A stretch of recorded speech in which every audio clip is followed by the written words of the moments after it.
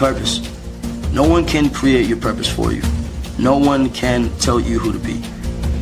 So in purpose, you have to create your own purpose. And in evolution, you have to evolve towards that purpose. It's easier to live when you have goals to meet.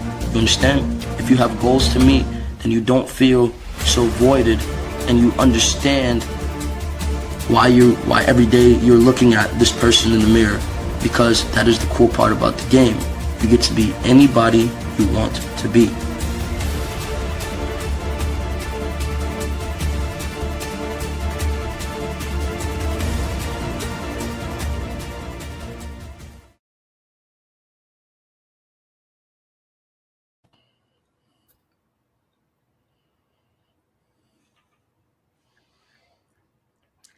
All right, welcome. You guys are tuned into another episode of the Powerful Ownership Podcast. Anthony, I think we're getting a little bit of feedback on yours end, I believe. All right, let's get it rolling. Without further ado, we're going to get it rolling quick today. I'm going to go through my introduction, and my co-host is going to introduce themselves. Let's get it rolling.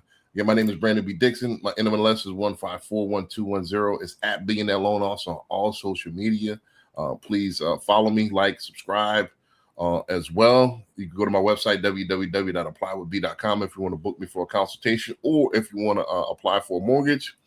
Also, you can call me 832-753-5541. You can call me 24/7. As long as it's about business, I will answer. And www.brandonbdixon.com. Don't forget I'm a licensed realtor as well. So if you want to lease, you want to list, you want to talk about real estate investing, that's the channel. And last but not least, HoustonCondoSales.com is back as well. So if you're in the Houston area and you want a high rise, you want a condo, or if you want a townhouse, one of those fourplex townhouses that's taking over downtown, go to HoustonCondoSales.com. We have all of the best inventory that's curated for you. All right. And who's up next? Anthony. I'll jump in there, guys. How's the audio? Yeah, it's pretty good. Okay, perfect. Yeah, I'm happy to be here again, guys. I'm Anthony, aka the Mortgage Prepper. And when I say prepper, we're not talking about prepper like survivalist, but more like a strategist, right? Someone that sees and understands the playing field before they step onto it. And what we do is we empower everyday people to secure their own legacies through prepared home ownership. Super happy to be here, and we have a really, really good show for you guys. Oh, so you want to unplug your socials? Yeah. You guys can find me at the Mortgage Prepper on all socials. You can find me on the web online at the mortgageprepper.com, and you can reach out in any one of those avenues, and we'll get right back in touch with you. Gotcha. All right, David, I got you. Well, you got your own. I do. I made a new one real quick too, just for all of us here. Just I couldn't do that last week. We had all the banners filled up. So right. My name is David Youngs. I'm a licensed branch manager and mortgage advisor since 2005. It's my 21st year in business. My NMLS number is 328679. I am personally licensed in Minnesota, Wisconsin, Iowa, North Dakota, Arizona, Florida, Tennessee, but we also have nationwide options. Most of my handles you're going to find me online with is going to be Infinite Home Team. That is actually my website as well, infinitehometeam.com, or if you just type in my name, davidyoungs.com, 2 different websites. Lots of fun, cool resources on there. Learn more about me, my background, calculators, programs, all kinds of fun tools on there. If you do want to schedule a call with me, davidyoungscalendar.com will take you to my Calendly. And we're going to talk about that a little bit later too with the QR code at the top right. It'll also take you there. Lastly, with my contact info there, if you don't want to remember any of this, just go to .cards/David Youngs, and you can download all of my information in one shot right into your cell phone there. And for all 3 of us here, I thought it might be worth sharing this. All 3 of us are licensed professionals with Nexa Lending, which is the largest mortgage brokerage in the history of the country. We have over 300 lender options just in residential lending alone, not including commercial and business as well, which has hundreds more. Hundreds of programs within these lender options, and all of this at tier 1 wholesale interest rate pricing. So if you have any questions about mortgage related topics, please feel free to reach out to any one of us here, and we would love to have a conversation with you to explain more about how we can put the power of Nexa behind you as a homeowner or as a future homeowner or as a professional that wants to work with us. Gotcha. All right, and so if this is your first time tuning into the Power of Ownership podcast, on this podcast we not only talk about ownership, obviously, but we talk about business ownership, and we encompass even the ownership of the mind, body, and soul. So we talk about owning the highs and owning the lows as well. So we cover all nuances of ownership here. So let's get it started. Again, I usually have a follow-up, a beginning question, but let's go ahead and jump right into the clips here. We are streaming a little bit later than normal, so let's go ahead and get it going. All right, so let me know when y'all can get the screen. I'll see the screen, excuse me. Sounds good. Wait for it. Your social media is for you, your dreams, and your self-expression, and it's meant to put something out in the world intentionally so that people who are looking for you and who need you can find you. That is what social media is for. It's the way that you do total immersion into who you're becoming. And when you can get clear, it's not for your ex-coworkers, it's not for your relatives, it's not for your family, it is not for your friends. I think most of my long-term friends do not follow me. I'm not putting it out there for anybody else but the people who find value in it. And when you can wrap that around your brain, it'll change your freaking life.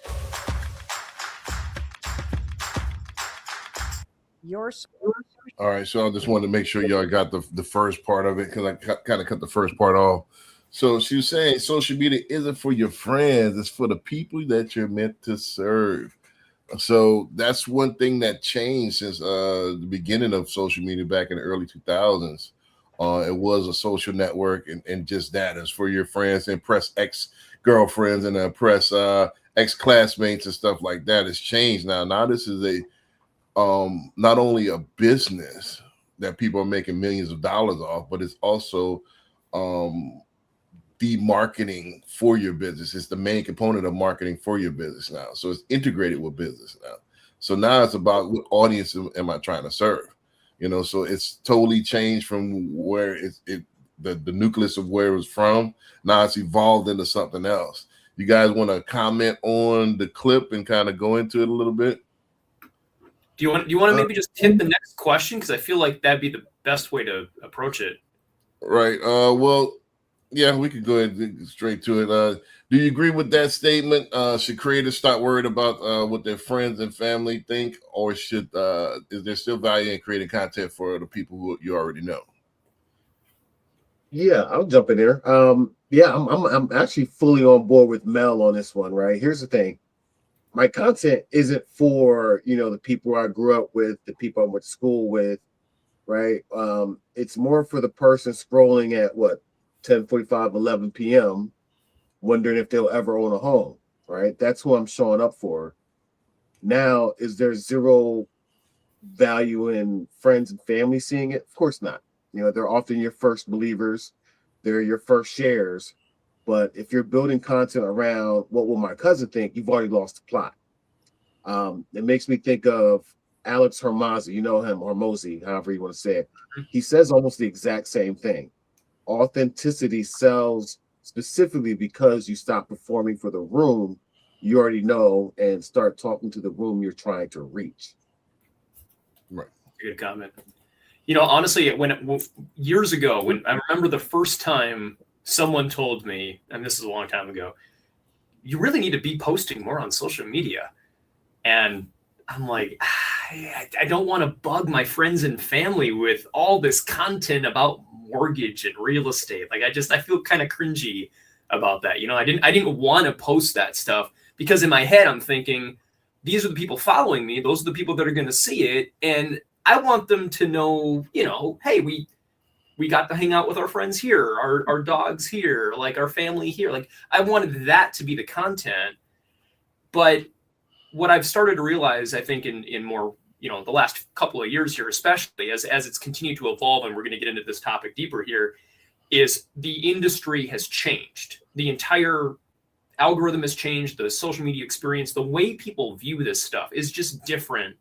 I think everybody at this point pretty much knows of friends and family what I do for work. I mean, it'd be really hard not to know what I do for work. So, I mean, if I post something about business, real estate, mortgages, I would assume people wouldn't be shocked about what I posted and why. So I don't have to worry so much about that. But again, the content isn't for them anyway. I do that, right? Like, call me if you have a question. The content is for everybody that I don't know, the millions and millions of people across the country that I want to get in front of to help them provide education for them on how they can buy a home, how they can make this process easier, save money. This is the focus, which is why, again, as much as I appreciate if a friend and family member right now is watching this potentially, great, thank you. But that's not the audience. The target audience is somebody else. So I think she's spot on with this point. Gotcha. All right, and let's go ahead to the next question. Has worrying about other people's opinions ever stopped you from posting something? If so, what changed? Or what advice would you give someone who's still holding back? Again, I want to talk about, kind of point this conversation into people that's still on the fence about social media. That's kind of still stuck in the old days, as far as and don't understand what this has become. They don't grasp the concept. So and I think even when we first talked, David, you was talking, I don't know about posting on my Facebook because a lot of my friends and stuff like that. Nah, that's exactly who you want. Because now, this is my opinion, and a lot of experts share the same opinion. There's personal and business; those lives are merging as technology gets more and more, interwoven with our lives. Especially if you're in business. Now, if you want to be private, I think there's plenty of W-2 where I could just clock in and clock out, and I could. But if you want to be the head of a business, which if you're a mortgage person, if you're a solopreneur, you're pretty much the face of the business. Those days you got personal life, but your personal life is your business. That's where it's going. People want to know, how do you think? What do you eat for dinner? What's enjoyable to you? What sports team do you like? And it's becoming even more and more compartmentalized. People want to be. I want to do business with other Wu-Tang Clan fans. So that's how it's become. It's so niche nowadays, and that's just is it right? Is it going to change? I doubt it.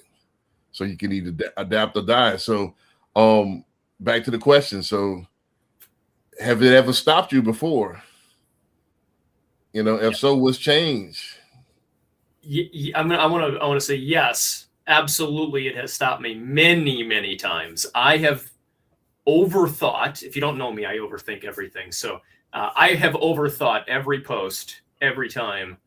Should I post this or not? And in fact, what's crazy though is sometimes I'll show my wife, like I'll be like, hey, what do you think, honey, about this post here? If I were to put this out, and she's like, I wouldn't post that one. I might change that up a little bit and do it a little differently. And I'm like, okay, see, that's why I asked the question. Thank you. Like, because of I have a thing I'm going for, but maybe it doesn't quite align exactly with what I'm trying to go for in how it comes across.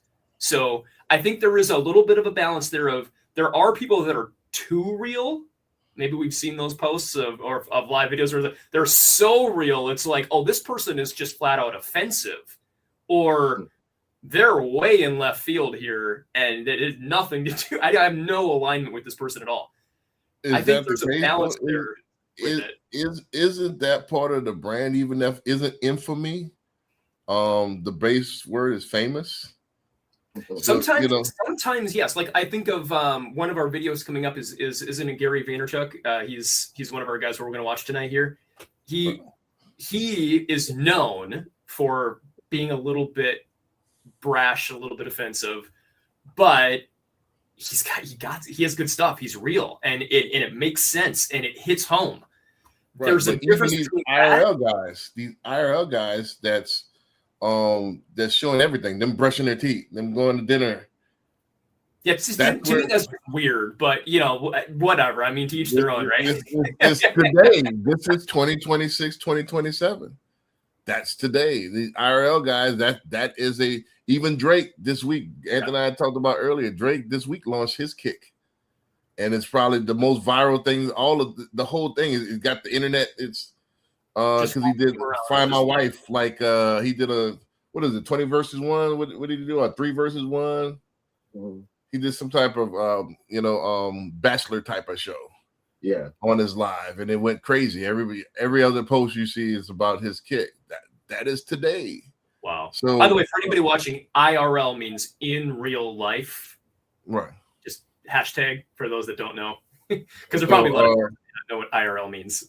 So is it over analysis paralysis as far as worrying about what everybody think? And I mean, is it if you're yourself, what are you hiding?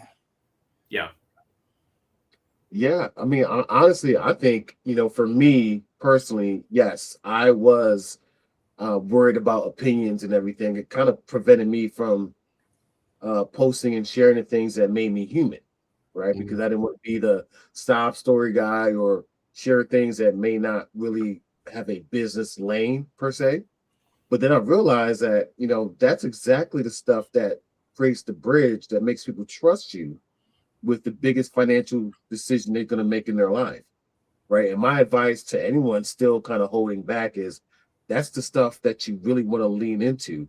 Post the thing that you're scared about or you're worried about, and that's usually the thing that actually works when it comes down to it. Right. I mean, people. Again, I think it started in the '90s with reality TV. And then I think the A-list stars had their turn.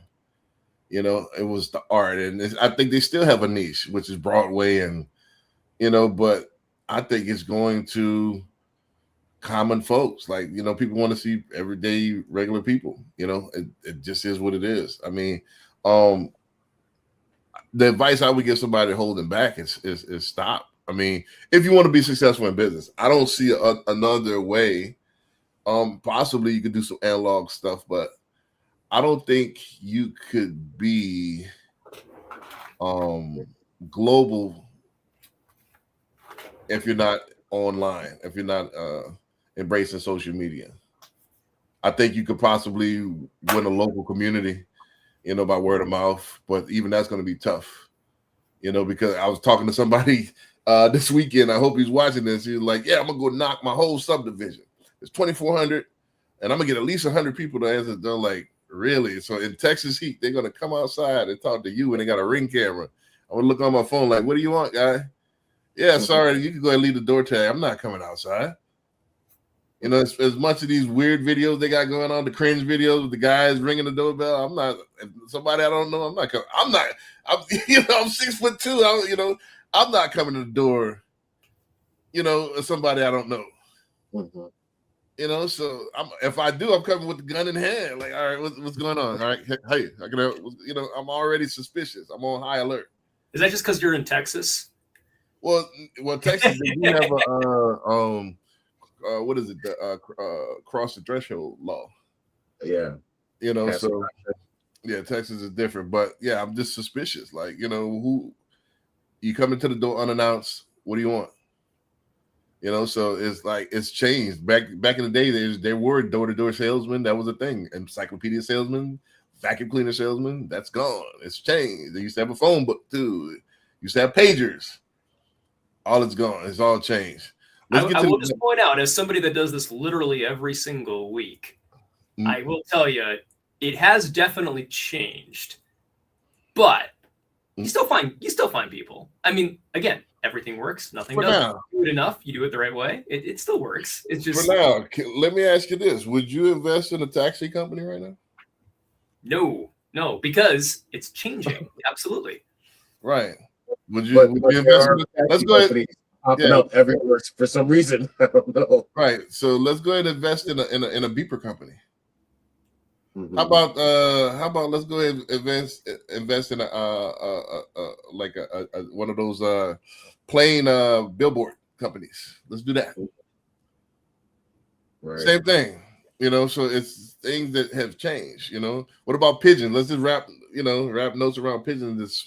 let them fly, and then hopefully they'll I would eventually get love to. a pet pigeon. That would be amazing.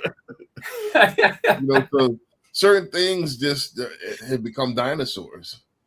You know, and people not going for it. I mean, can it work? Yeah, man. You might get one person, a crazy person. That I brought you a pigeon for your birthday, and this is your two-way pager right here. I would name it Pidgey. All right, Pokemon. Pidgey the pager. No, from Pokemon. Pidgey. I'm Pidgey, before, Pidgeotto, and Pidgeon is the. I'm before Pokemon, so I don't even know what you're talking about. Anthony, did you get into Pokemon when you were a kid? I did not, man. I'm old school, man. Fair enough. All right, fine. I guess I'm alone on this I one. went into it when I was younger, but Wrong audience. Fine. Right. right now. But those of us who are in the industry who know what we're doing really are seeing this coming. So in the next 2 years, social media is all going to be about live streaming. Right now, we are in a transitional period. Content used to be about heavily curated pieces. Everything was set up, everybody using scripts.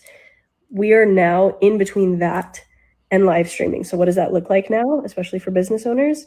That looks like filming as if the camera is a fly on the wall.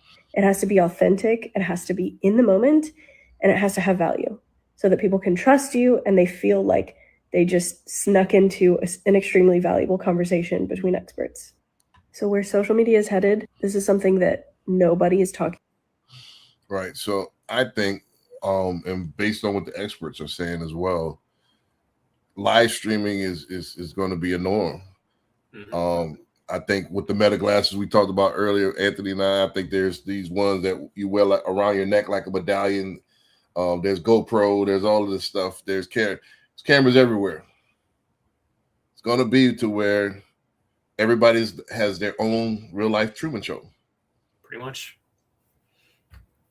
You know, and that's where it's going. And you know, and as a business owner, they're going to want to know not just what you offer, but in order for me to trust you, I want to know what team you like.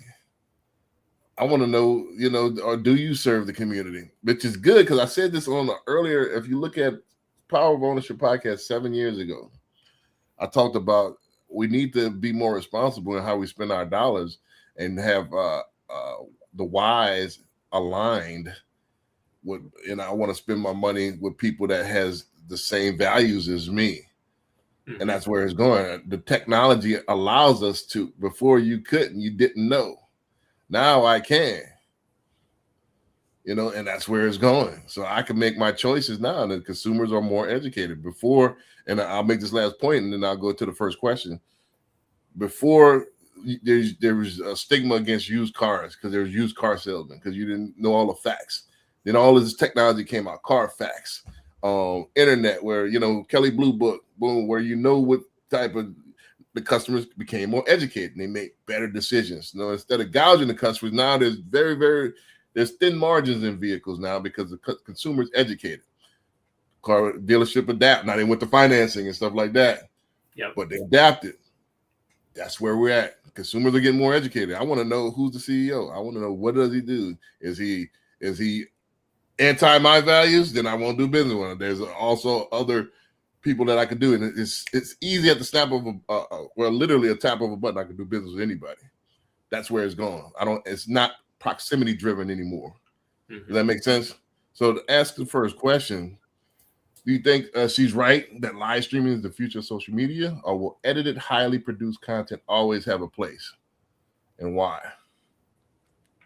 Yeah, I mean, I think it's an and, not an or, right? Mm-hmm. So same energy as what Gary Vee will actually end up talking about later on in this clip tonight.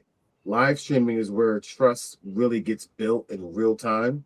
I mean, there's no cuts, no do-overs, and it's really the Mortgage Prepper brand in a nutshell for me, right? It allows people to access education that empowers them. But also, on another side of it, produced content still does have a job, right? Yeah. It's how you explain something more complicated once, cleanly, and so people aren't lost. Another name comes to mind, Russell Brunson. His whole playbook is built on this. Imperfect action gets on camera live but it still layers in the structured value pieces around it. You need both lanes, in my opinion. Yeah. And I think that's like, as an example, I mean, there's a reason why YouTube does so well is if you're searching for like a how-to on anything, you want to learn something, you want to get training or education on something, that is a place you go to pull up step-by-step walk-through content. You're not just going to go scroll randomly through lives and hope somebody's going to talk about the thing you need. You're specifically searching for that thing of that content, and ideally you don't want to read it. I mean, you can just go online and just search it and read it, but it's way better if you have a video tutorial that says do it this way, or a back and forth explanation of something. So I think exactly what you said, Anthony, it's not an or, it's an and. Each one has its place, so having both is important. But I feel like so many people, which I think, Brandon, maybe this is why you created the question, so many people might think it's one or the other, and they feel like you have to pick. And because of that, it's one or the other. Getting out of that mind frame of we have to do lives like we're doing right now, imperfect, but we should really have some good content as well put out there to help provide education, especially if you're in a position like ours where you're in a licensed professional space where people are counting and relying on you for advice. This is something that having high quality content out there to search that's searchable is very, very helpful. Well, this question is more geared toward people that think that it's just a fad. That this, live streaming is there, but it's not. It's one of those things that's it's one of those things. Nah, this is the thing that's coming about, and we're just on the first. Yeah, it's one of the very first beginning stages of evolution of it. So it's for those that only want I only got to do it polished, and I only got to do it this way, and that's kind of fading out because just like I said earlier, those Marlon Brando types and that the polish is going out. Now I do agree. Like, hey, there is a place for it. However, this is the normal psyche. So if I'm searching for something, I'm going to be specific. Yeah, I want to learn how to screw in a door. Look for instructional. Now the algorithm picks up, I'm looking for doors. Yeah. Everybody that's in the door business, boom. All right, well, this guy's funny. He's doing doors, but he's funny. Let me look at this guy. Makes sense. That's how it works. So that's how the mixture of that live content, that authentic, that being genuine, grabs the person. Yeah. By the way, before you and I started talking, Brandon, honestly, I mean, I had never done this. I had never gone live. I had never done an imperfect video where we're talking naturally. It's just organic. There's no prep. It's just, there's a little bit of prep to the show, obviously, but I don't know what I'm saying until we're saying it. So This was it was a little nerve-wracking for me of this content's going out into the ether of who knows where and who's going to watch this thing. Like, I hope I say the right thing. So there's a little bit on me of like, I hope it's good. And this is what this particular pod right now. I mean, not the podcast in general. This particular episode is for those that was on the fence. That was once David Young 6 months ago. That I don't know about this. 9 months ago. 9 months ago. Yeah. That like I don't know about this. I don't really understand it. But you're gonna have. This is what it's come to, and this is what it's gonna have to be. And like everybody's going live. I mean. Oprah's going live and she's already a billionaire. So, she's got her own network that's a YouTube channel now. It's on Netflix as well. So she's getting all these content creators as well. I'm setting up the next clip. Well, let me go into Can I just say one more thing? One thing that this has helped me with too, personally, is the ability to understand. When I used to do the video recordings, like me walking the dogs in the park and doing my videos, I probably recorded that same video 15 to 20 times every time until I got exactly the right timing and the pausing and the script to the point where I'm like, okay, I'm happy with it. Now I can post it. Thankfully, because of this show and other things like it, I've stepped away from that of I might record it 2 or 3 times if I did completely forget my thought or mess up. Like, it's possible. But in Instead general, of half a keg of beer, I get a 6-pack. yeah. So You I just know- want to, for what it's worth, thank you for forcing me out of my comfort zone, Brandon, in doing this, Right. because it's made, even with the polished stuff, it's made it easier and made me better in just not overthinking it and just going with it. And I feel like it does come across a little bit more authentic. Right. And people don't like scripted. You know, that's not what's popular right now, and that's not what's going to get you business. Also, just to say the last thing before I go into this is that you're gonna have to eventually get to where everything's off the cuff, because it's cost effective. You know, it's all right. Instead of me spending, don't forget that time is currency as well. So I spent 2-3 times, and each time that's 12 times I done recorded something, and that could have been 12 pieces of content that I could stretch off.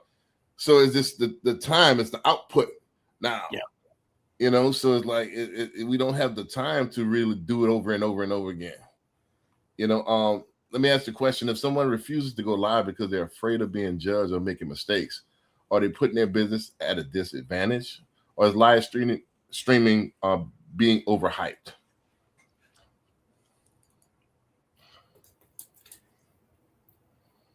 Overall, I think they're at a disadvantage.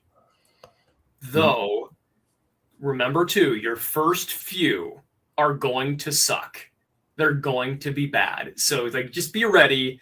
If you're trying to go live, if you're trying to do this organically, authentically, and you're not scripted and you're just going with it, you're probably not going to be that great. It's going to take you a hot minute to really learn this thing and do well with it and figure out what you're saying and understand how the algorithm works and what to repeat and how to handle where to click for the buttons, of how to manage the thing. Even like there's a learning curve to this, but the faster you get out of your own way and just do the thing, it's going to get easier as you go, and it's just going to automatically get better the more content you post. Right. Anthony, you want to tackle that before we get to the next clip? Yeah, I think you're absolutely right, David. Right. I think if you're scared to go live now, you're putting yourself at a real disadvantage. It's not hype, right? If you're too scared to go live because you might stumble over a sentence, or you know what you're doing is you're telling your audience you're not comfortable enough with your own expertise to go unscripted. Yeah, and people can smell that, right? I felt that fear before my first live, but what really flipped it for me was realizing nobody's watching for perfection. They're literally there watching to see if you're real. And it's actually the stumbles and the outtakes that actually make it land, in my opinion. Right. I was watching Drew Brees, who's the GOAT, by the way, my favorite quarterback, get it enshrined in the Hall of Fame this weekend, and he stumbled on words, and he has a teleprompter. Nobody cares. They took the meat of what they're saying and then goes from there. No, it's so much out there that you think only you know the difference. Nobody's gonna say, man, that guy David, I remember he was saying something online. He messed up sometime. He said sometimes, it was plural. He's supposed to say, I don't like this guy. You know, they're not gonna remember that. There's so much other stuff there, you know. So keep going. Just put it out there. I don't think apparently my own photo, by the way, I apparently you can't tell the difference. Right. But the photo you keep making of me online, like I'm like, this doesn't look anything like me, and you're like, dude, I can't even tell. Like, you look the same, and I'm like, that is not me at all. It's straight from your photos. It's straight from your photos. In fact, I know. It's crop. I mean, it's a good example though of like you can't tell, no one else can tell, only I can tell that my photo's different. Right. And then if you look at the photos that Scott used of me in the Creative Connect launch, he probably got that offline. That doesn't look anything like me, but that's one of the things I'm doing as well, is that the avatar, nobody really pays attention unless you're a real true fan. People kind of see the image you're going to see. Nobody's really looking. All right, well, David has really a freckle right here underneath. Nobody really cares. I'm not looking at you that hard. If I see, I'm looking at you. All right, you look kind of similar to what I was online. I'm more what value are you bringing than looking for the flaws. Those days are gone, you know. So, and I know it's counterintuitive for like you're kind of coming from that's your job. I want to look at all the all right, what's the typo? What's Yeah. That's just the way my mind operates. Right. Most people are not paying that much attention. They're looking for the highlights, not for what's wrong. Does that make sense? 100%. You know, so let's get to this next clip here. Oh, let's see. Here we go.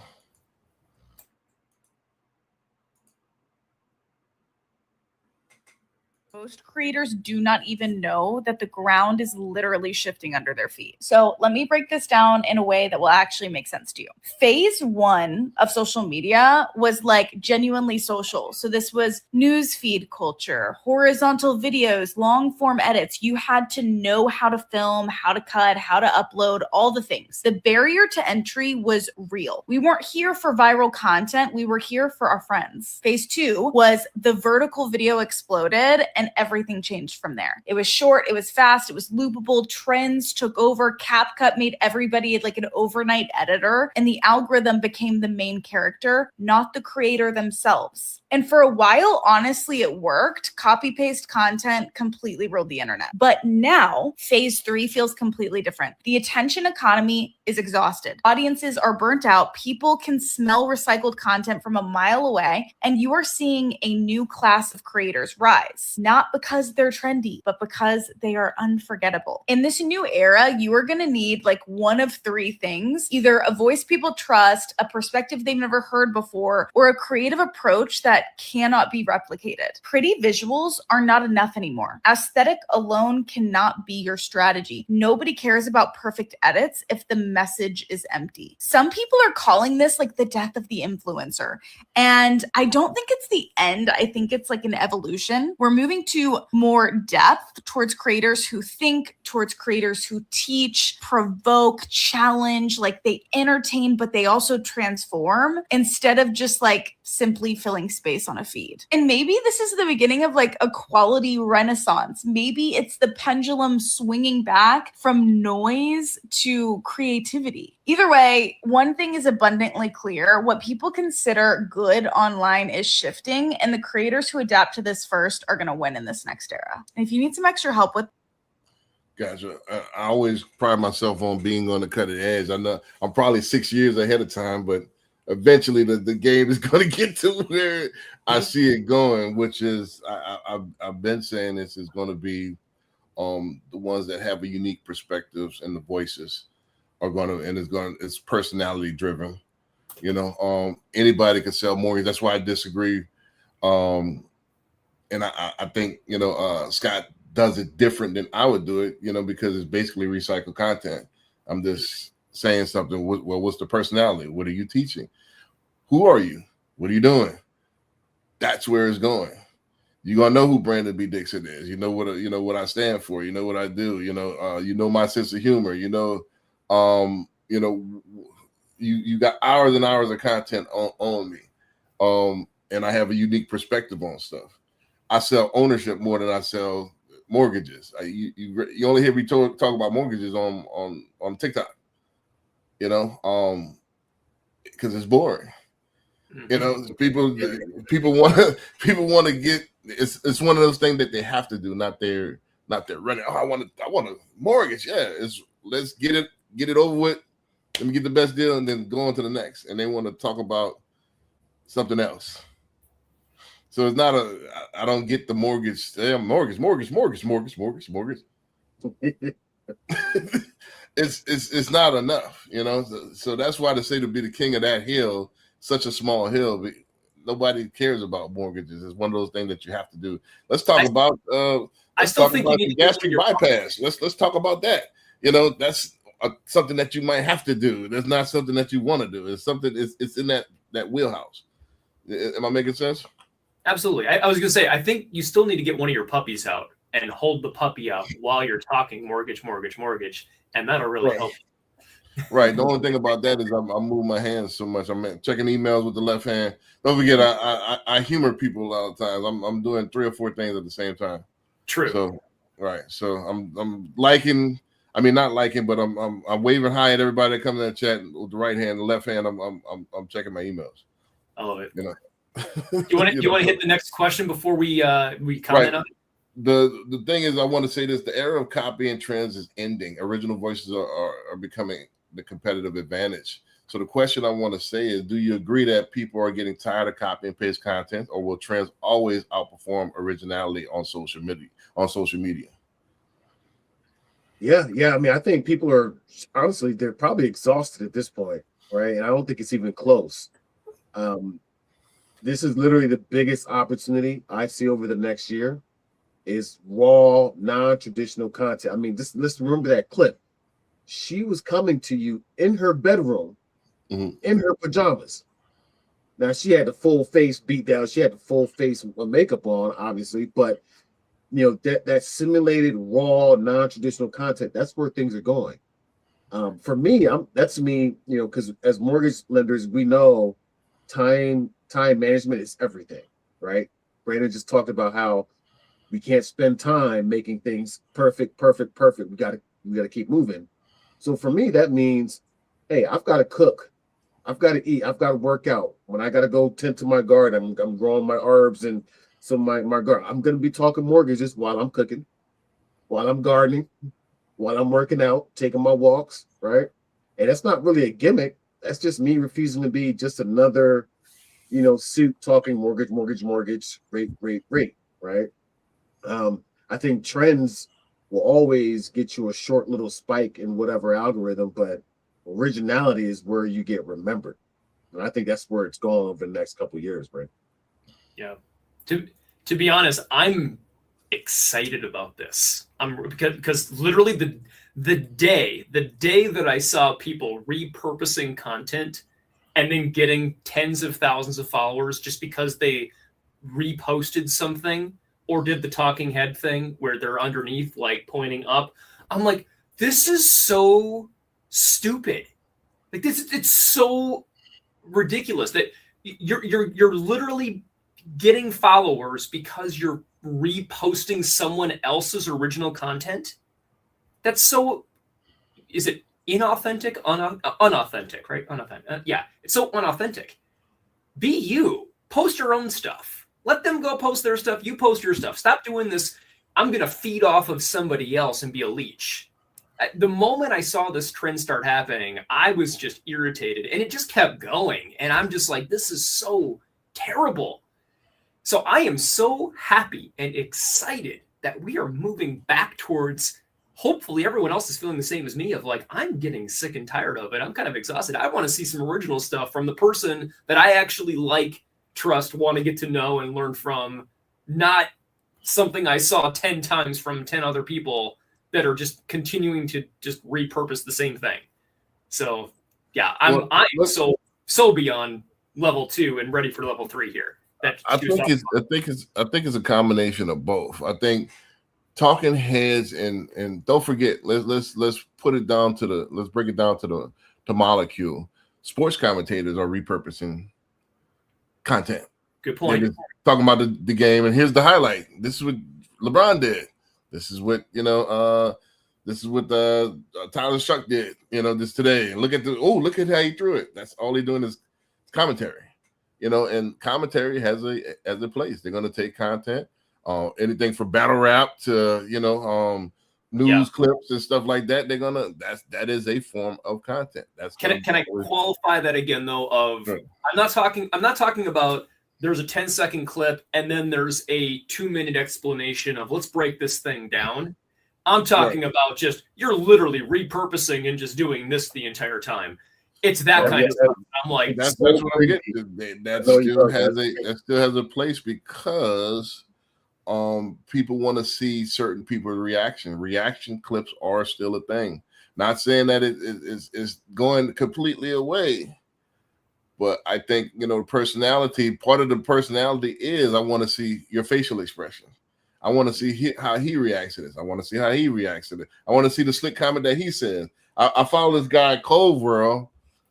He plays the same clips as Super Ray and all the rest of all those big reaction guys, but I want to see what he says about it. I know because I know he's going to say something totally different. He's going to say something funny.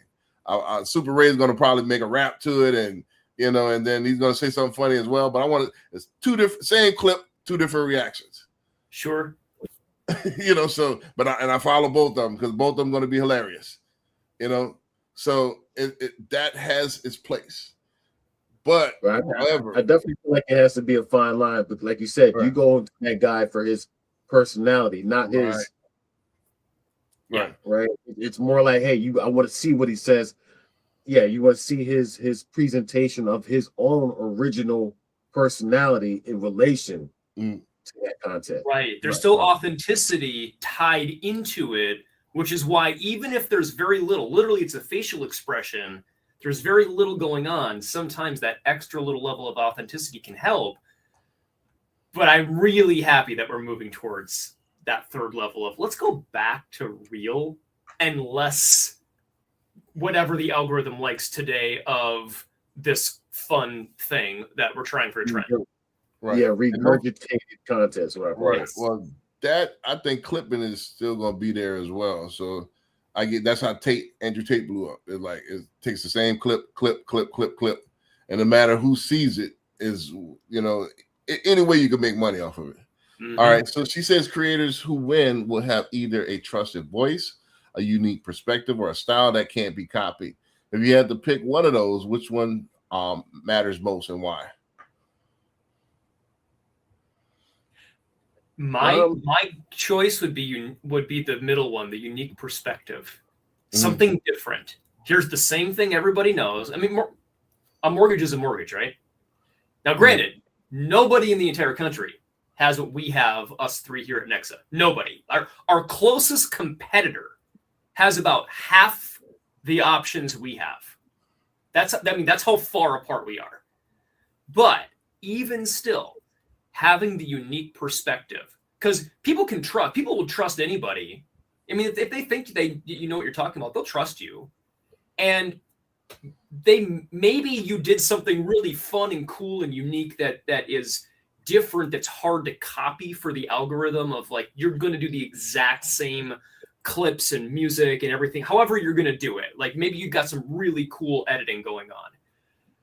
But the unique perspective, something that's different that no one's heard before, I feel personally that is what I'm going for. That's my goal. Whenever I go live, whenever I post a video, I want it to be different than everybody else. I don't care what it sounds like, what it looks like. Hopefully you trust what I'm saying, but I want it to be different. Yeah, I agree. I think there's a case to be made for all three of these perspectives, right? But for me, just because of the nature of our industry, I would say trusted voice, hands down, right? Because the perspective can be borrowed. I mean, a style can eventually be copied. I mean, AI is already doing that. They're copying styles now. You can input your style. They have a term called style guide. Everybody has a brand guide, style guide that you're plugging into these AIs.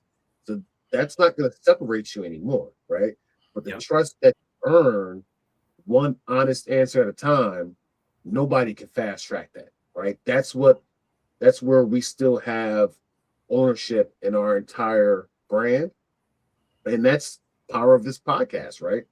The multi-dimensional founder idea is basically just people don't buy from a logo anymore, right? They're buying from a person whose values that they've watched hold up over time. So I definitely think there's a case to be made. Like I think the perspective, the unique perspective, the uncopyable style potential would be something you would want to kind of, I guess, meld together. But, in our business, you've got to be trusted. If you're not trusted, it don't matter how unique your perspective is. Doesn't matter how cool and quirky your style is. No one trusts you. They're not going to listen to anything you say. Yeah, right. I want to say, the same thing as far as a trusted voice, because a unique perspective, everybody's going to hop on it if they see it, working. I give you an example like Myron Gaines is controversial. Now there's a dozens of Myron Gaines out there now, and then you can make your style hard to be copied, but that's the number one thing is like people try to copy. I see people trying to, I see even insurance agents trying to post like me and stuff like now. It's like they will try to copy. Now I give you like Andrew Tate, he'll make it hard to copy. It's hard to fake like the Fleet of McLarens and the Bugattis and stuff like that. But even guys with money, what's the other guy, that bodybuilder guy name that came out, that got out of jail and stuff, he is trying to be like Tate with the Bugatti and stuff like that. So it's hard, even if you make it hard to copy, people still will try to copy you. It's 2026. So and real quick, Brandon, not to interrupt you. We all have a social media profile follower list full of loan officers that, what do you think they're doing? Right. They're watching game. this unique perspective, and then next thing you know, they got a video the same way coming out, right? So, I hear you. Yeah. So I'm also thinking too, though. They're one of the. I'm trying to see where the book is, but one of these books up here is Disrupt or Die. And in my head, like that's one of the things I'm always thinking of is like, how do I disrupt the industry, disrupt the natural thought progression? Everybody out there talking about like, here's how your credit works, and here's how your down payment works, and here, like, how do I disrupt that though, and come up with something totally different that's more controversial, maybe that sparks something that gets people to engage, and then can come at this from a different light, which again can be copied. One of the nice things I think about our industry though is you do actually need a license to talk about some of the things we talk about. So that automatically should give us a little bit of a trusted voice with that, because even in the mortgage profession, not everybody is licensed. Not everybody actually has the ability to talk about everything. So I still think you're sleeping on your greatest strength. And I tell people this all the time. A lot of people are scared. There's the real you, and then there's the person that you pretend to be online. I think the closest that you merge those two together, that's when you're going to take off. I think your greatest strength is what you showed on the video, and then I only knew it. I've been knowing you for months, until I watched that video. But I got to be very careful with that one, because that is exactly something I do not talk about online ever, and I never will, on principle, because it's not the way to do it. Streaming. I'm not talking about every aspect, but just, hey, I'm working out with my wife. We're walking the dogs. I'm playing video games with my wife. I'm going to Comic-Con with my wife. Just that is gold. Yeah. Online. That's what I would be showing. And that's you're not specifically talking about the Bible instructing that I do. No. I'm talking about just a guy that married his high school sweetheart or whatever. Yeah. That's gold right there. That's what people want to see, because either they're trying to be that or they want to see what's going on. That's what I would be showing. Fair enough. And see, this is why, Brandon, we've talked about this before we jumped on this show with our new Creator Connect program, by the way, for any mortgage professional out there that's watching that wants to join the Creator Connect program, why Brandon is one of our coaches / is going to be one of our coaches, whatever you are, Brandon. You are a coach either way, willing to help others. So reach out and DM Brandon if you want more information about how you can take your social media to the next level and get his perspective on your stuff. Because I can speak from experience. He will not sugarcoat it. He will tell it to you straight and be like, David, you're an idiot. You need to do this exact thing here. And then it'll take me a hot second to listen, and I'll be like, okay, yeah, you're right. I need to do that. It costs you nothing to be yourself. Yes. It actually going to cost you more to hire from yourself, because it's all the money that you're missing out. Yeah, I like the comment you made, Brandon, about they want to see the real you, not the person you pretend to be online. Right. And by default, David, the real you is unique. Right. No matter what. You can't Nobody can be David Youngs. I've always been told that I'm special. Yeah. Right. But what do you show? You do show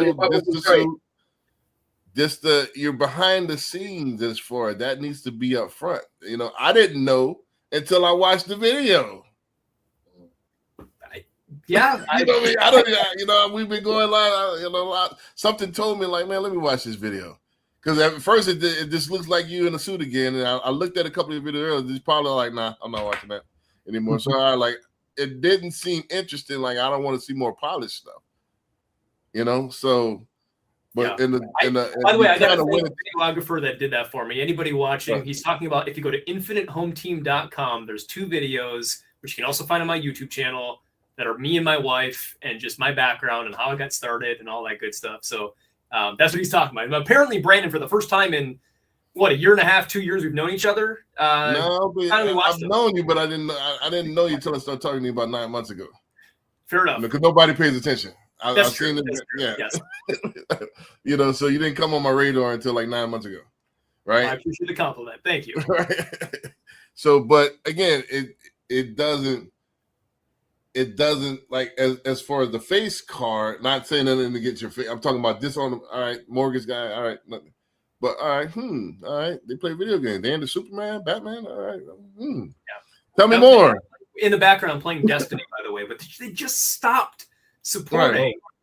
Destiny. Right. So all right, Huskies. All right, you know, Yeah. tell me Anthony, more. do you play Destiny? Do you know that game? I used to play Destiny. It was an unhealthy amount of Destiny. Yeah. There's the largest petition ever for a video game in history right now going around. They're up to almost 500,000 petition signatures on keeping Destiny going because they just stopped supporting it. They gave everybody everything and said, "Good luck, keep going. We're done." wow. Wait, it's supported, like it's going to be done, but we're not going to add new content. And now the entire industry is up in an uproar of like, we need Destiny 3 or keep going, and it's coming back. It's making a Dude, resurgence. I can't believe they would ever give up on that. I haven't played in years, but there was a time that come Friday, and if I didn't, I would park myself in front of the computer, Yep. play, order pizza, go do some work, come back to play. Yep. I had to stop because I felt like it's a full-time job. If you're not playing full-time, you're Well, not really progressing. If you ever come back, join my clan, which is like 4 people. But join my family, join my clan, and let's go play together. And anybody watching, if you want to play Destiny with me, please come on in. Let's hang out and play this game together. So See, Brandon, now we're learning, man. We're learning. Y'all talking Greek to me. I'm not a gamer. yeah, Let's get Brandon to the doesn't next- play video games, but Yeah. Let's get to the. I hadn't held a joystick in probably like in 30 years. well, Let's get to the Brandon, next- you don't need a joystick to play it. You need a PlayStation controller. Is what you Okay, need. guys. See, that's how old school. What is that? Atari? Atari, yeah, man. Atari. 5200, 2600. That's my speed right there. All right, let's get to this next clip. They're bringing back Legend of Zelda for Nintendo. That's cool. Yeah. Replacing it right now are about to have an enormous advantage. Here's what I'm tracking as a futurist. The old model of social media was broadcast. You made content, you built a following, the platform showed it to your followers. And that model is already cracking. Instagram shows my posts to people who have never heard of me as my biggest component of reach. So more people see my posts now who aren't following me than who are. And here's what I want to say out loud that not many people are saying out loud. A huge percentage of the engagement on platforms right now is already not human. Bots, agents, AI accounts. By 2028, you won't know if the 14 million views on your reel are real people or machines. So where does attention actually go? It fragments into smaller, trusted spaces, private communities, voice-first platforms as well, interest-based micro networks where humans verify each other. The scroll era ends, the trust era begins. And of course, trust has always been important, but now even more so. The creators who win the next 3 years are the ones building something real that humans will still seek out in a much more synthetic world. In 3 years, social media as we know it won't exist. Just want to make Can sure I- y'all hear the beginning. Yeah. Can I ask a question real quick before we go to the question, the actual question? Mhm. Am I wrong in this understanding? I think, because Brandon, you probably know better than me. Didn't it used to be though, before TikTok was even a thing, back on Facebook and then Instagram after, wasn't it pretty much if you posted something, it would usually show first and foremost, like she said, only to your friends and family, your followers, people closest to you, it rarely would go beyond that. Like the algorithm might test one or two extra people or, here and there, but it really didn't go to others. It went to only those connected to you, which ties into that first video of the thought process of, well, I don't want to post because my friends and family might see this. And that's all they're. So like, I feel like they're kind of connected. Am I wrong on this? That's how it used to work? In the very beginning stages, they still had an algorithm that you would find. It was about who had the most likes and the most engagement, and they would boost those up, and then those will be more discoverable. They had a thing called net neutrality that changed in 2016 during Trump's first administration. Everything was neutral. So a guy could come in and, if you got enough engagement, starting with your family and friends, the algorithm will boost it. Then other people start seeing it, and then it keep going from there. And then more followers you got, the more people it kept going. So they ended net neutrality in 2016, right? Trump, not Trump did it because he's the president, but it was during his years that they ended. Yeah. That which is almost 10 years from when Facebook launched to there. Right. Of how the algorithm had worked up to that point, right? Right. So just to finish the thought is that when it changed now, it changed the way the pay wheel, the pay wall, how Meta start. Now I could charge people for if you want to get visibility. So now it was pay for play. So now only a fraction, let's say I have 1,000 followers, only 100 will actually see my post. Before it would be on everybody's feed, that my whole 1,000 followers. So now you have to pay for play. So now it's changed as well. Now it's pay for play. Now as the algorithm has changed because of TikTok. That's why they were trying to prevent TikTok from coming, because there was a lot of money that's going to be lost, right? So now Meta had to get more. They had to copy TikTok's algorithm, which was purely about the interest with it, and but everybody was on it, and they were trying to stop it. I don't know if you remember that. That was during the Biden year. Yep. So like they couldn't stop it. They were trying to sell it. They were saying, "Oh, it's dangerous for kids and all this stuff." Yeah. They were trying to stop it. So they couldn't stop it. Didn't that just happen again a year or two ago, where they tried banning it again? I don't know about that, but this the complete. I saw something about it. I mean, like I feel like it's a constant thing of like they're always trying to these powerhouses trying to fight against each other of like creating rules to prevent the other from being successful.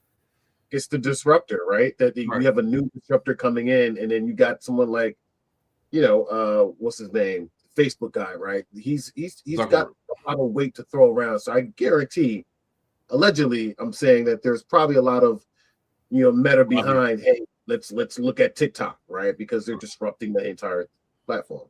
Right. Just to land the plane on what I was saying is that now it's shifted back. So just recently, as of this year, Facebook updated. Now it has the same algorithm as TikTok. So now it's all interest based. So if you look at Meta, which is Instagram and Facebook now, there's people that I don't even know that I'm liking and reposting. I don't even follow, but it's because of similar interests, what I've liked before. That's what it's based on now. So the algorithm is going. Now it's shifted again. So it's about, that's why I do my AI content, because it's about that subject at that time. And I could get to several people. Most of the people don't follow me that's seeing this content. Yep. So the thing is, I get on a live. Hey, I seen the roller skating one. I like that one. I don't know who you are, but they come to the live because you seen that one. It was you're into roller skating. It caught you. Are you interested in Bigfoot? You like monster trucks. But I sell mortgages. Now you know who I am. So that's how I'm using these as feelers. Yeah. So, and we'll talk about that later on the show. Is like I'm doing an own you skit this week. Kevin O'Leary, and I didn't put this in this particular clip, but Kevin O'Leary is saying the cost effectiveness of AI. Everybody's talking about crap about AI. We don't like that AI video. Mm-hmm. Know how much that would cost back in the day for me to shoot that? Yeah. Get it edited and do it, get the lighting just right. And like David, you said, I gotta get it I'm gonna shoot it 15 times to get you know how much that would cost, how much time that would be? When it takes me literally 5 minutes to from start to finish to do an AI clip. and it's already posted and it's going to grab as much as attention, you don't have to like it anymore. The algorithm's going to pick it up because it's in your interest and you're going to see it. Mm-hmm. You know? There's a lot. Full disclosure, there is a lot of pushback against AI, of course, in the world. I was shocked. Adapt or die. Yeah. I mean, but I was shocked by. I put an ad out on Meta that, like, I put a post out and then I boosted the post on Meta of trying to help people learn about a really, really helpful AI tech that would allow you to just. What if you didn't have to pick and figure it out? What if you just had one AI tech? It's called Magica, by the way. You just log in and you type in what you want, and it goes out and figures out of the 6,000 AI technologies out there, which one's the best one. And I'm like, this has been super helpful for me. I put it out there. I had like literally 200 hate comments immediately come in about how AI is destroying the world, and because the algorithm grabbed onto it and just ran with it. And I was just shocked. I'm like, literally, this is so helpful. Well, you got to learn how to manage the algorithm. Now, don't you know that now that your next post is going to be in their algorithm, because now it picked up that I commented on David Young's, so I like what David Young says. So my next post is going to be in your feed. So I would make that right about mortgages. Boom. So now you see, all right. Now I see. Good point. Right. So you got to learn. And then that's another piece of content you can now create. Right. That's true. That's true. Right. You know what's funny is I did. There is no such thing as bad content. We're not sponsored by whatever the AI thing. Yep, exactly. Look at all these hate comments. You know, so do you agree with AI or do you not? Thank you for reminding me of that, because I need to do exactly that. I need to go put a post out and boost that completely unrelated to AI technology and run with it with mortgages, because there's my 10,000 viewers right there on that one thing that everybody got heated up about. Bam. Right. There's something helpful in the mortgage space. There's people that do this on purpose. You know, so just to get the it's like pulling back a rubber band, just to get that momentum, and then they let it go. The further you pull back that rubber band, the more it's going to go forward. Well, let's read the comment. The question. If somebody is still saying I'm just going to wait until I figure social media out, are they already falling behind, or there's still plenty of time to catch up? I would say they're already behind. You know, and I think the gap's kind of like compounding while they wait. That clip about the broadcast model cracking is real, right? The platforms aren't built to wait for you to feel like you're ready anymore. You know, the good news is behind isn't the same thing as out. I didn't start posting real content till probably the last couple of weeks, to be honest with you. But the cost of waiting isn't that you missed the window. It's just that every day you wait, the bar for what counts as good enough to start keeps climbing in your own head, right? So it's just compounding. It forces you to keep waiting and waiting. It's not too late. You just got to get into it. It just makes it harder for you to get into it the more you wait. Right. And what you thought was good yesterday is not good today. It's constantly evolving. So what are you waiting for? You're never going to be perfect. It's just a matter of hopping in and figuring out. And then you never know what you might miss. You know, but again, everything works and nothing doesn't. Nothing does not work. Yeah. You know, that's the flip side of it. You know, so I'm going to just do nothing, and then, nothing for nothing leaves nothing. Mm-hmm. Well, they say the best time to plant a tree was 20 years ago. Right. And the second best time is today. So right. You might be behind. If you actually have never posted at all, you've never built a following, you don't even have a social media profile yet, like on some of these platforms, you're definitely behind. But just create it. Post something, anything. Even if you got to click the repost button and do that regurgitated content just to get something out there. I mean, like literally just start and that's it. And then go. Because I love that you said that, Anthony, is you build it up in your mind, that the longer you keep waiting, you just keep building it up in your mind. And eventually, when is the right time? Well, never. And it's already changed by now. You know, yeah, so already changed. I give you an example. Like I said, if you're talking about, I'm gonna get X amount of followers. Followers don't matter. You can have 1,000 followers nowadays. As long as you got 1,000 loyal followers. Let's get to this next. If someone told you I don't need social media to grow my business, would you agree with them, or do you think that's becoming a dangerous mindset? And why? I think this used to be the case where social media was more of an add-on at one point. I mean, we're talking years back. Like right. It like was. 20 years back. Yeah. It was. What I'm talking about is. I'm in the 15 mortgage. years for sure. But not that long ago. No, not that long ago. I'm a mortgage advisor, and I'm talking to somebody about whatever thing, like a lead generation thing, a realtor referred client, whatever it is. One of the first things that client's going to do though is go look you up online and see who is David Youngs, Anthony, Brandon, like who are these guys, and they're going to look you up. So it was more for me. It was more about brand awareness. If you look me up, will I show up on the top 10 results of Google where you're going to see there's my website, there's my TikTok, there's my Facebook, there's my Instagram, like there's everything there. It was more brand awareness for me was my focus. Do I show up? As long as I got something on there and they're all cross-linked together for the SEO purposes and all that was the main thing. But now, with the way the algorithms have shifted, the way it's changed with TikTok and all these other live platforms, people going live, like we've talked about, now it's different. It's not just about brand awareness. It's part of it still. It's part of the SEO.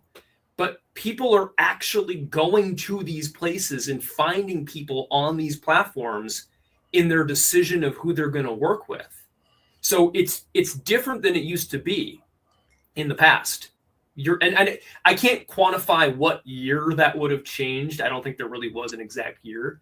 I'm just saying in years past, I was more concerned about SEO, search engine optimization of am I showing up on the top 10? Well, Less about content. Even search engine optimization, it works about who actually is sharing your content and actually the backlinks or who's writing about your content. So, it goes, so just having it is cool, but it doesn't really work well unless people are putting it on their platform, and cross marketing. That's how SEO works. So being honest though, I mean, like I never had one closing on a home, not one from social media, from anything I posted. But have you done it right? That's my point. That's my point. Analyze what have you ever done social media right besides the podcast, and you still had to capitalize on the hours of footage you have a podcast. That's my point. That's exactly you're saying exactly what I'm saying. When it comes to social media, I was focused on incorrectly. I was focused on I just want to show up on Google because that's not where my business comes from. It comes from referrals and past clients and friends and family and other places like this. That's just there. How long is that scalable? Unless you have a system for that, that's not going to be scalable because you're going to eventually run out of your sphere of influence. Unless you know how you have a system in order to grow that sphere of influence. The second thing is that as you're talking about SEO, SEO only works if they're looking for you already. If that's the case, it defeats the point. I already know who you are, but when I go to look you up, there's nothing there. So it's like there's no substance. David, I don't know. But I think that's the mindset shift that so many people have in business is my business comes from referral. I'm a referral-based person. It comes through referral, and I don't really need social media. That's just an extra thing over there that I hear is supposed to be good. That's kind of how I used to think. But in the last year or so, I've really changed my tune on this and watching some of our colleagues like yourself, Brandon, where you'll go live on TikTok and have 2, 3, 5 people apply with you after the TikTok, right? That's where it's going. I mean, my business primarily is referrals, but it's referrals of people who find me and like me and trust me. Exactly. So it's a combination of both. It's not just I'm starting organic and trying to mine those people and trying to make more referrals from that referral base. That's a strategy. However, I think that strategy is going to get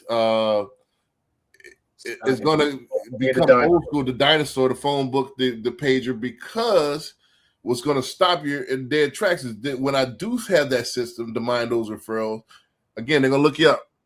And when they look you up and nothing's there, it's a red flag. It means scam nowadays, or it means, all right, nobody's doing business with them. Which, all right, I hear you, but I don't.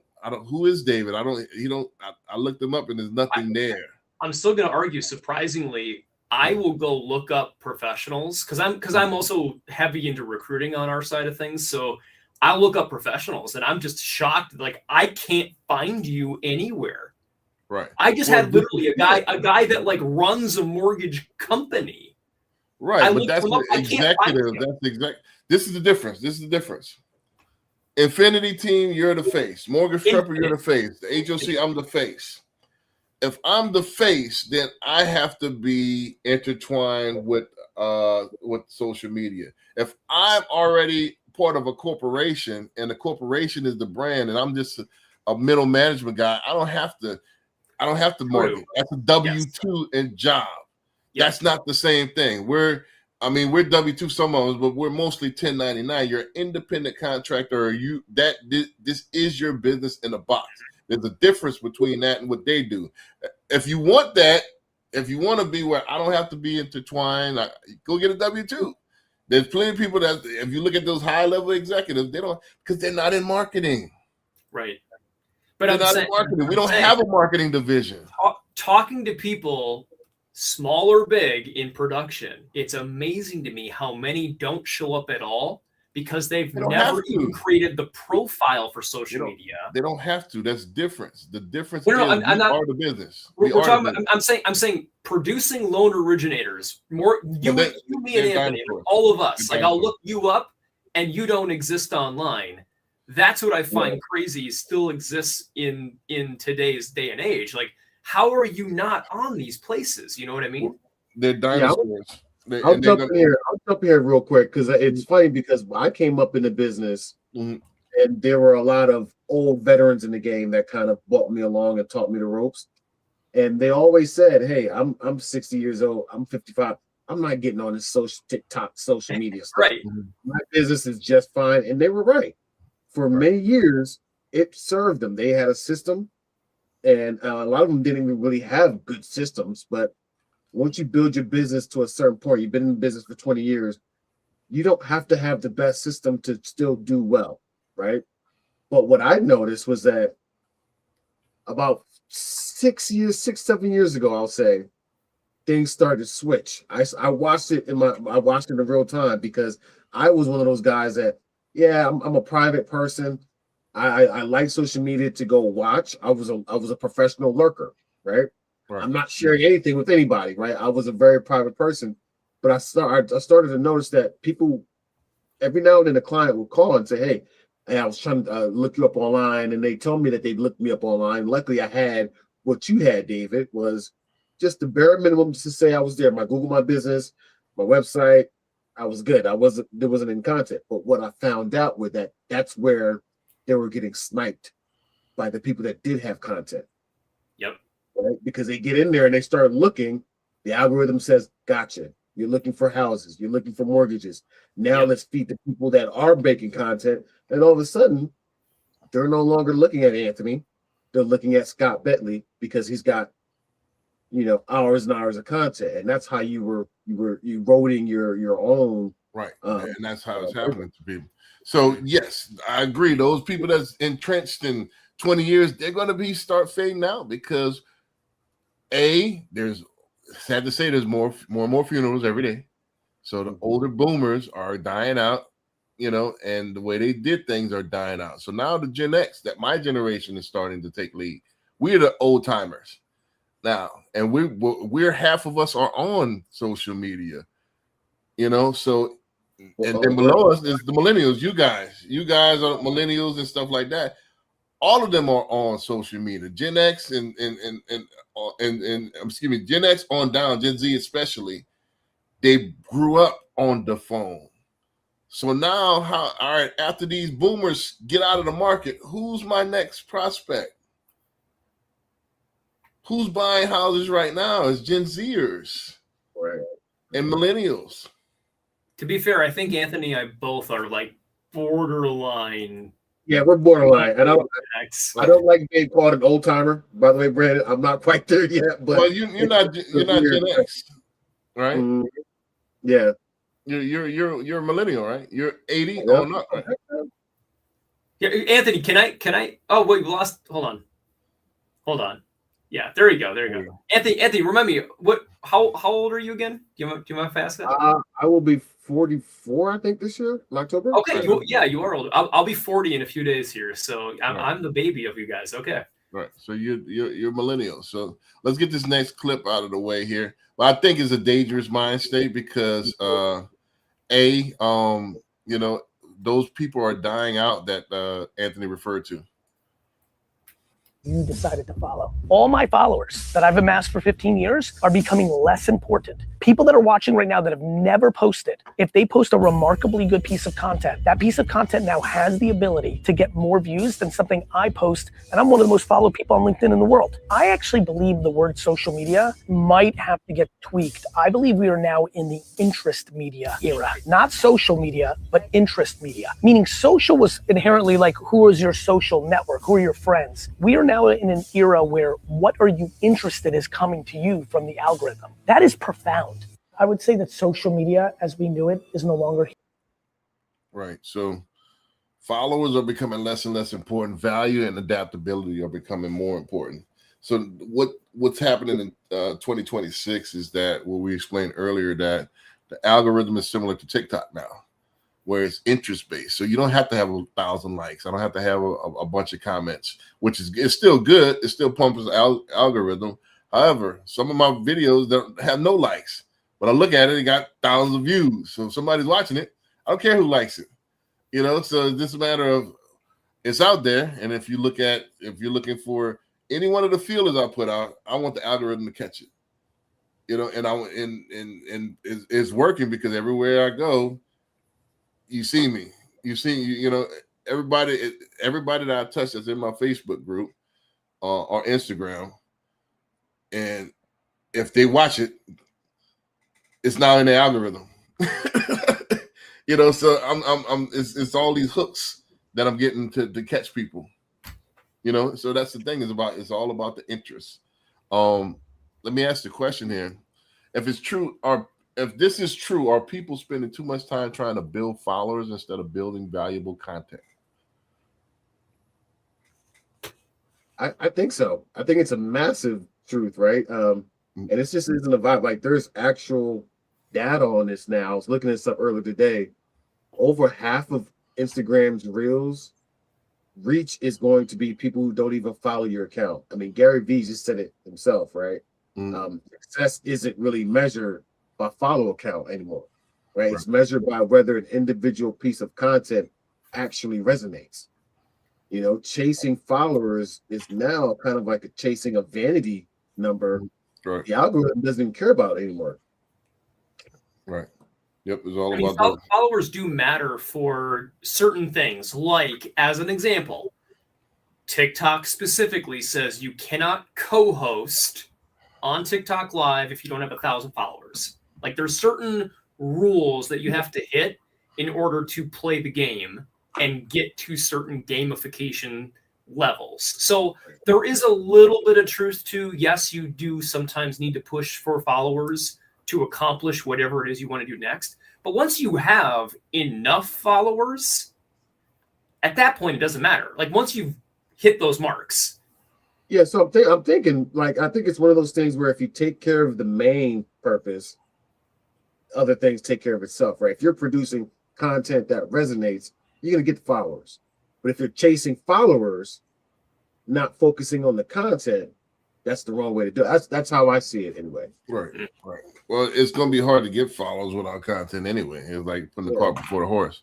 Let me ask you this. Does this level the playing field for the little guy, or does it just make competition even tougher? Or then why are so many business owners still sitting on the sidelines waiting to start?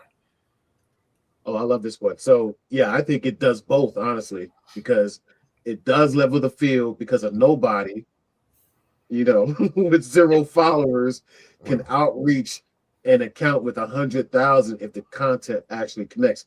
If the content generates trust, has my unique perspective and an uncopyable style, right? If I can nail out those things, that's a real opportunity. But at the same time, it also raises the bar because you can't hide behind a big number anymore. Every post has to earn it on its own every single time. And why people are sitting on the sidelines, it's fear of being bad at something in public. That's the real crux of it, right? People don't like struggling in the spotlight. Yeah. Right. But being bad at it publicly for a month is a lot better, is a lot cheaper than being invisible for like 5 years.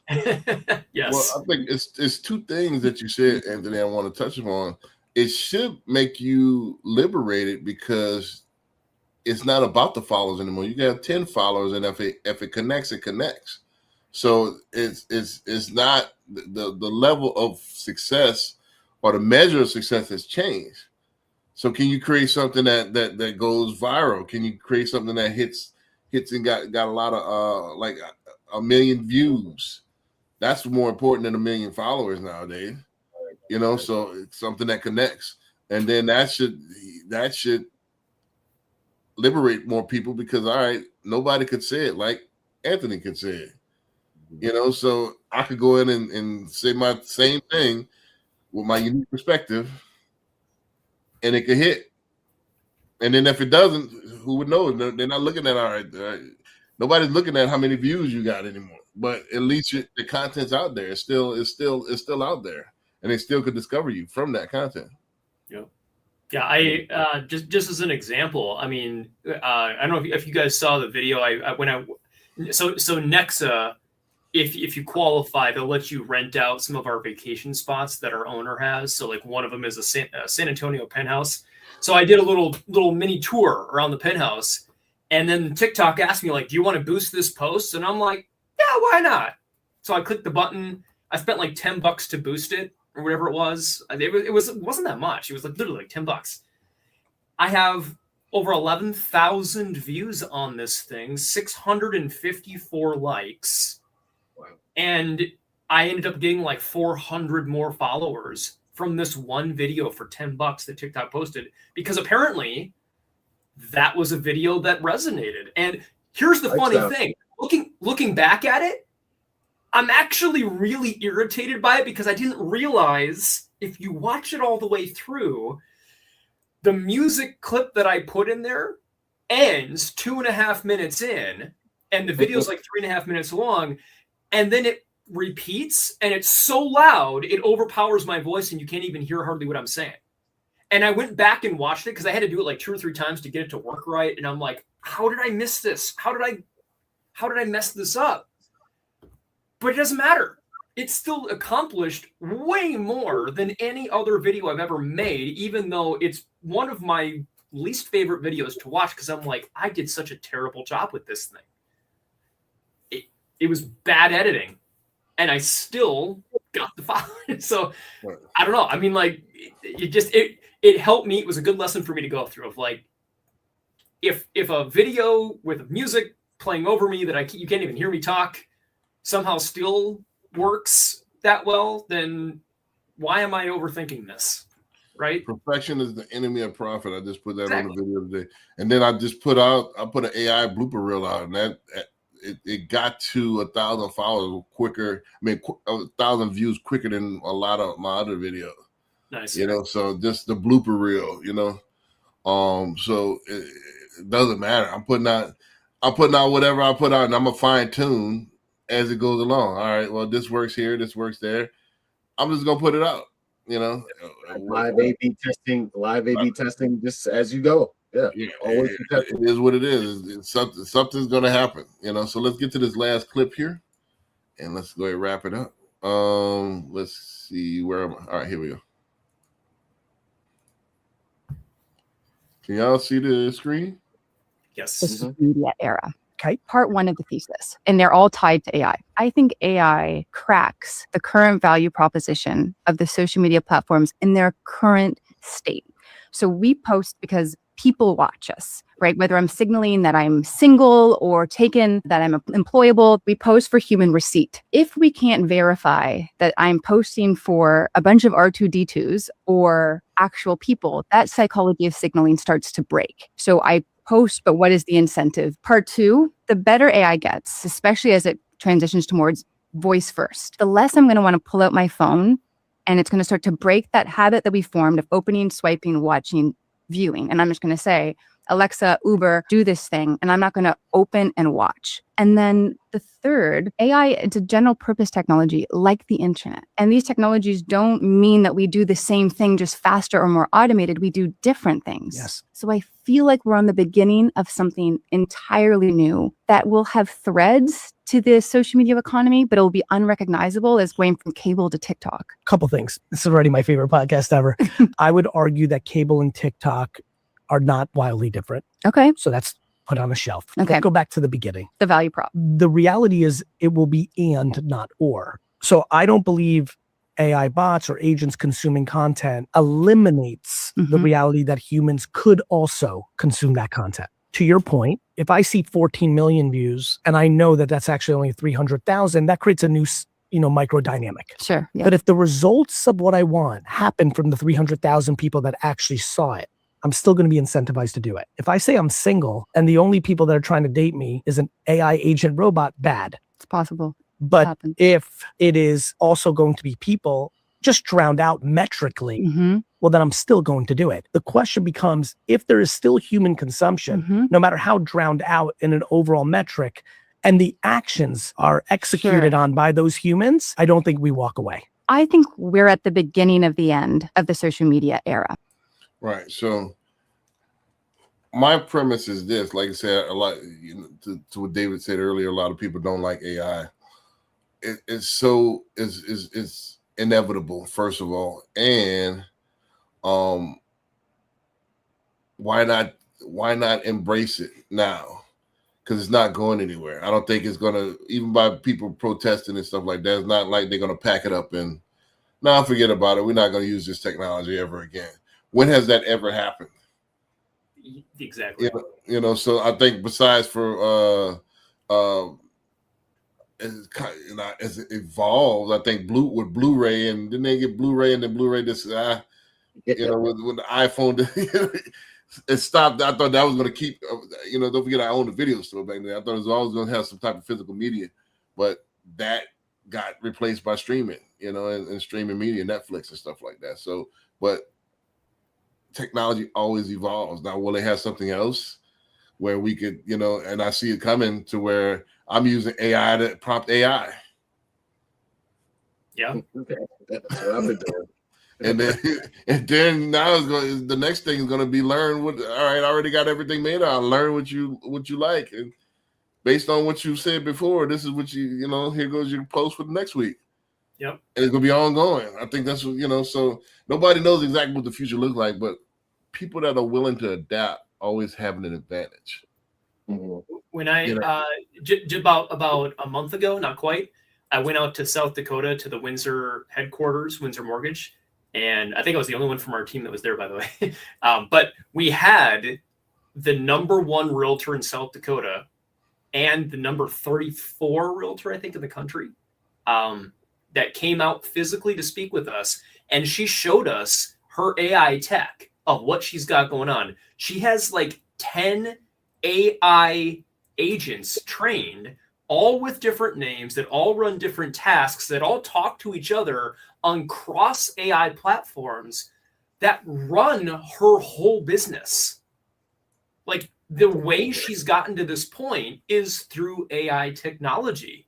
And I'm watching her explain and break down her AI tech, and I'm like, I can't even imagine the amount of work that went into building this. But keep in mind, of course, she's got a team of live people too that are all helping with this and training it too. Like it's humans and AI working together in exactly, like, she's so far ahead of the curve. I mean, she's where everything will be, I think, in 3 to 5 years for most people that embrace this. she's way ahead of the curve. So anybody that can embrace this now is just they're poised for success if you can integrate it correctly. Hey, David, remind me to pick your brain on that, because that's exactly what I've been doing on my end, right? And to see someone doing it at such a high level, I do want to talk to you about that. Absolutely. Yeah. Right. So just to add, and let's get the question in, the last questions, is that what we were talking about earlier. I think the way people did it before, that has this 1982 headshots on there, they're gonna fall by the wayside. You know, those people, they had their run, and the run is over. I think in the next 3 to 5 years, I think you're still gonna be able to eat off your loyal customers, but I think scaling and getting new customers, especially the customers, how the customers' habits have changed, how they consume and how they shop has changed. Where they're getting their information from has changed. So a lot of stuff has changed. So I don't think coming with a 1982 strategy is going to be sustainable in 2028 and 2029 and 2030. I don't think so. I think it's totally changed, and I think you need to be future forward instead of thinking, all right, well, I'm going to door knock. Although that might work, everything works, but how long would it take me to door knock 2,400 houses? Mm-hmm. All right, so listen to both sides. What's the biggest mistake business owners could make over the next 5 years, assuming AI changes everything or assuming nothing changes?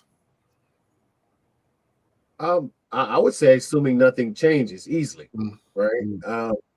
So, for example, it's funny. I was looking at our interview questions, and one of them was, what's the best business purchase you've made under $500? Mm-hmm. And it for me, it's hands down. It was my Claude membership. Right. $25 a month, $20 or $40, whatever. That thing has given me the executive assistant I never had, and I know I needed. Right. For if you're not a huge producing realtor loan officer, you understand that there's a certain level of automation or how you build your systems where you need assistants, you need people help to do marketing, you need people help to do content creation, brainstorming the content, shooting the content, editing the content. There's a whole team around people that these large producers would not be able to do what they're doing without that team. Claude is now my executive assistant that has given me, because I've always had the ability to come up with good ideas. The execution is where a lot of people fall short, because you don't know what to do. What's the best step? I think a lot of people get into that mindset where they're just like, it's just so complicated, so much to think about. But if you've got an AI that's saying, hey, this is the first step, let's flesh it out, let's talk it out, you can structure things in a way that it will superpower your process, saving you money and saving you time, right? So I'm living proof. AI already changed how I run my business today. My business is in a much better place than it was a year ago. And, it's not in some hypothetical future. Like Gary Vee's take is the one I keep coming back to, though. It's not going to be AI or humans. It's going to be AI and humans. Mm-hmm. The mistake is really just picking a side instead of just paying attention. Right. Yeah. Another mistake that I see, coming back to one of our earlier videos as well, is we're thinking like, okay, go use AI as a plaything to go into the ether and try to find new clients. I think, or build a brand or build your followers, whatever. One of the key mistakes I think that people are making with this is using AI to do that and less about using it in your active business.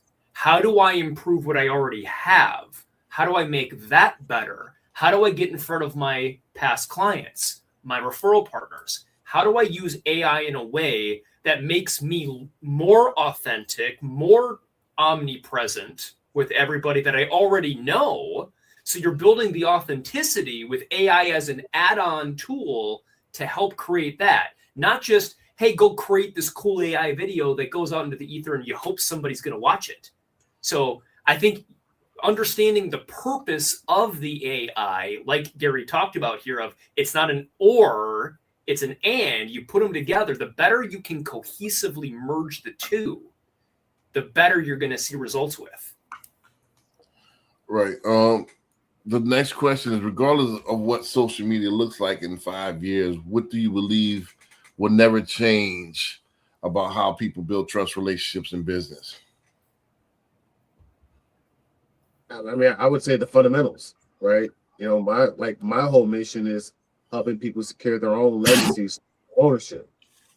And that only works if I treat their loan like it's a piece of their family's future, not a transaction rate driven checkbox, right? That part doesn't change whether it's live streaming, AI, or whatever comes after it.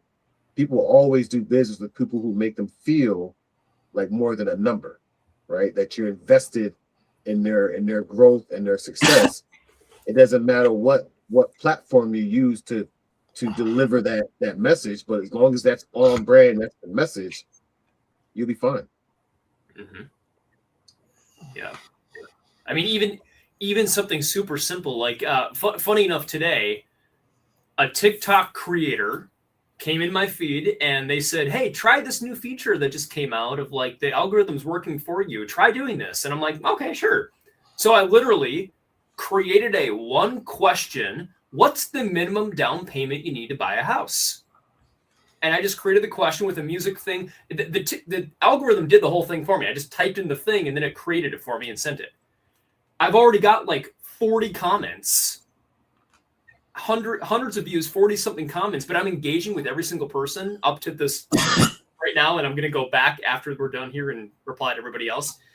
But one of the things I'm trying to do here is reply to everybody authentically of thank you so much for the perspective. Thank you for the comment, even if the answer is completely wrong. Like, thank you for giving me the feedback, because this is why I posted this. I want to make sure that we're having this dialogue and this connection of there's a lot of people that just don't know what that is. What is the answer? What is the answer? Nobody really knows. And even the professionals, so-called professionals, don't know the answer sometimes because they're used to whatever, they're looking at this through the lens of whatever bank or institution that they're with, and they don't understand what's out there. So engaging with this, again, building that rapport, coming to the question here again of building trust, building the relationship. Like, thanks for the question. You know, that's a good point, actually. Like, I like that you shared that. And then engaging with the person organically, even though, yeah, technically the AI algorithm did the whole thing for me, I'm still engaging and I'm creating conversations out of it. So I'm glad I got prompted to do this today in advance of this podcast here so that I can get better at this, because I think I need to do more of that. I need to put those kind of questions out there to just create the engagement and have those real conversations with real people. All right. So what I believe that will never change about how people build trust relationships in business is that people will always do a couple of things. They always will chase shiny objects. They always will think the bigger the actual motion, the better the product is. And then people always is consensus. People will always want to do what other people are doing. So if other people are doing business with you, then that makes them want to do business with you. So I think that's never going to change. People, that's people's. It's innately in people. Also, is reciprocity. If you give them something, what we talked about last week, they feel obligated to do something for you. So if I entertain them, if I educate them, if I'm available to them certain things, they will feel obligated to actually do business with me from there. So I think that's the thing that will never change as far as people building trust. People always want to do what everybody else wants to do. The last statement, you know, the biggest risk isn't AI. It isn't social media. It isn't technology. The biggest risk is believing that the world is going to slow down and wait for you to catch up.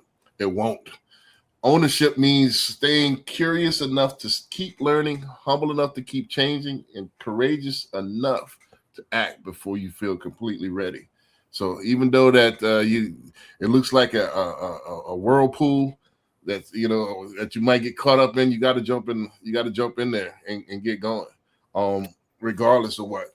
and then pull out the feelers. Be courageous enough. I'm gonna still put out those feelers, you know, and see what's happening because it's working, you know. So and then fine tune what works and cut what doesn't work, especially if it's cost effective, you know. So before I spent thousands of dollars on this and got less results, you know, of actually shooting, editing, doing all this stuff and post it, same result. If I could do it for free or pennies, why not? So that's the thing. It's all of the above. It's all about the above. Trying something and actually creating your systems around what works. If you don't try, you'll never know. You know, you'll just constantly be watching it. And last question before we get out there, I've watched all the clips. What's one thing you're taking away from this episode, Anthony? I think that ownership isn't a one-time decision, right? It's a daily one. Right. Staying curious, staying humble enough to change, acting before I feel like I'm ready. And that's not really no advice for me, right? That's the whole reason I think this show is called what it's called. If there's one thing I'm walking away with, it's, you know, that the next 12 months is going to belong to whoever's willing to look a little unpolished in the public eye at first. Right. Yeah. David, my takeaway is get out of your own way, myself included, talking to myself, get out of your own way, stop overthinking this thing, and just do what we know works. We see other people doing it, and it's working for them. Why can't it work for you? And the crazy thing is there are people that are terrible at this, that are still getting 100 times the amount of views that you're getting on your stuff, whoever's watching this, because they're doing it consistently and they're authentic and people like it and they watch it. So just go, don't overthink it. Talking to myself again, don't do that. Just go, put the content out there. And I think honestly, whoever makes the most content wins. Just keep putting it out there. The more you have, the more at bats, the better your batting average is going to be, the better chances you have of success of people following you, liking it, commenting on it. And then eventually that converts into business. Right. And like I said, I'm not the best at it. I'm not the textbook. I'm not the hot blonde that gets 1,000 likes just for saying hi on camera or not even saying anything at all. So I don't get a lot of traction, but I'm consistent, and consistency wins. Like, you know, it's paying off. It translates to loans because, like I said, I don't think I've met a person in person, somebody in person that I closed on all this year. Mm-hmm. You know, so it's coming from out there. It's coming from the presence. You know, so and I've only been to a few events this year. You know, so it's like, you know, I meet some, and those are not the realtors that I've seen. It come off of Facebook. It come off of this. You know, so it's part of the business. This is now. You can't deny it. Will people still eat the next couple of years off the old school way? Possibly, but I think the plate's going to get smaller and smaller. Mm-hmm. Brandon, I think you just stand up and do one of these, and I think you'll have it. I'm not sure what that means. You know what I'm saying? With that said, you're saying you're not a hot blonde. You can't. Yeah, I'm just do one of these and like just do like a dance or something, and then like right. You know, all of a sudden people are like, oh yeah, I like the way he dances. He's like, he's cool. He's got the rhythm. Well, they got the cheat code. Like I said, they don't have to do much in order to garner the same attention. You know, so I mean, but my point is that I don't get that type of attention, but I manufacture attention, you know. So with that being said, we'll see you next week. Thank you, everybody. Take ownership. Don't make excuses. Don't blame any other person or any other thing. Get control of your ego. Take ownership of everything in your world, the good and the bad. Take ownership of your mistakes Take ownership of your shortfalls, take ownership of your problems, and then take ownership of the solutions that will get those problems solved. And when a team takes ownership of its problems, the problems get solved. And that is true on the battlefield, it is true in business, and it is true in life.